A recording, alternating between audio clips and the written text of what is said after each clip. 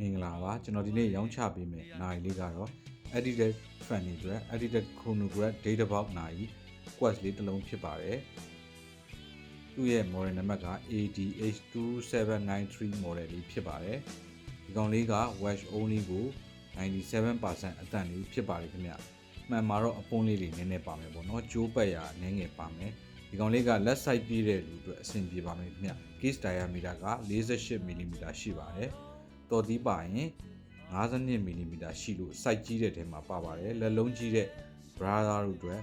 အဆင်ပြေမှာဖြစ်ပါတယ်ဒီနိုင်လေးကိုကျွန်တော်ရောင်းချပေးမယ်ဈေးနှုန်းလေးက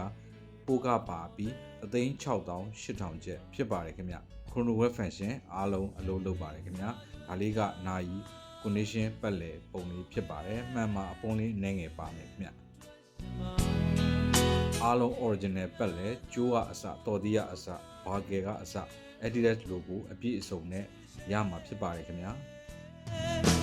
ဒီလေးကိုစိတ်ဝင်စားလို့ကြိုက်နေတတ်တယ်ဆိုရင်ကျွန်တော်ရဲ့ TikTok Messenger, Facebook Messenger, Page Messenger နဲ့39 2500 3035 Viber ကိုအသေးစိတ်ဆက်သွယ်မေးမြန်းစုံစမ်းဝယ်ယူနိုင်ပါတယ်ခင်ဗျာ။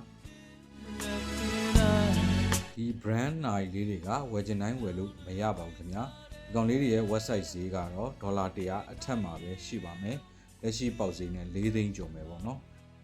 ကျွန်တော်စီမှာတော့97%အတန်လေးကိုကျွန်တော်3သိန်းခွဲစွန်းစွန်းလေးနဲ့တန်တန်လေးရောင်းပေးထားပါတယ်ခင်ဗျာဒီနိုင်လေးက Japan Movement Miyota set ကိုအသုံးပြုထားပြီးတော့ chronograph function ပါတယ် date box တက်ခဲနိုင်လေးဖြစ်ပါတယ်ဒီနိုင်တွေကျွန်တော်ရေဆိုရေစိမ်အာမခံမှုမပေးပါဘူးခင်ဗျာကျွန်တော်ရေနဲ့ပတ်သက်ပြီးအာမခံပြီးဒီ short နိုင် only တစ်မျိုးတည်းကပေးခြင်းဖြစ်ပါသည်တခြားနိုင်တွေdiver မဟုတ်တဲ့နိုင်တွေကိုကျွန်တော်ရေအာမခံမှုမပေးပါခင်ဗျာသုံးထိကြည့်ရှုပေးလို့ကျေးဇူးပါဗျ